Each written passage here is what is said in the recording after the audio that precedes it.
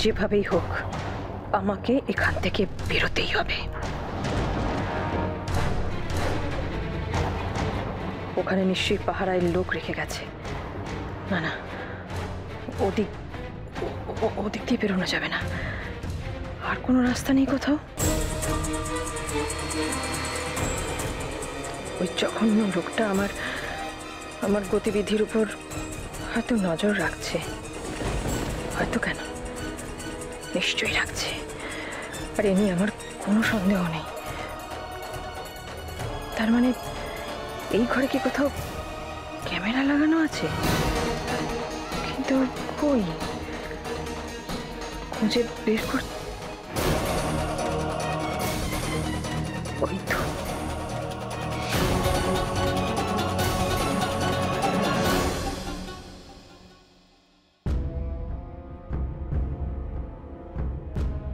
এখন তো উনি বাড়িতে নেই, এটাই সময়। এখন যদি আমি জেঠুমনিকে সবটা জানিয়ে দিই।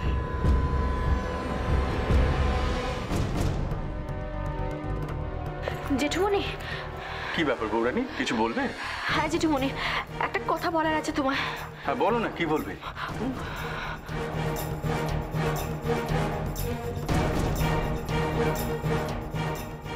তুমি জানো না কখন আমি না থাকলেও হাজারটা চোখ তোমাকে ফলো করে। আমাকে ফাঁকি দিয়ে তুমি কিচ্ছু করতে পারবে না। ও বুঝেছি, সাত্তকী বাইরে যাচ্ছে, সেই নিয়ে তুমি চিন্তা করছো, তাই তো? না মানে দেখো বৌরানী, আমি সাত্তকীকে ছোটবেলা থেকে চিনি। ও বরাবরই খুব সেলফ সাফিসিয়েন্ট। ও যে কোনো পরিস্থিতিতে নিজেকে মানিয়ে নিতে পারে। কিন্তু জেঠুমনি এখন সময়টা তো আলাদা না? হ্যাঁ তুমি যেটা বলছো সেটা ঠিক, কিন্তু এটাও তো ঠিক।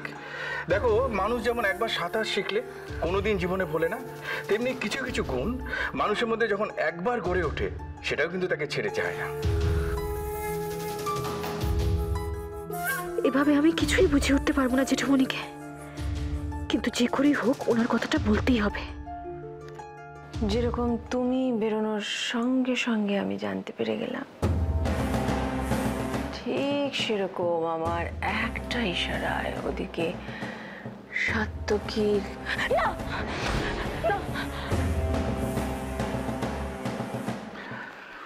তাছাড়া দেখো বৌরানী, লেখাপড়ার সূত্রে সাত্তকী দীর্ঘকাল অ্যাব্রডে ছিল একা।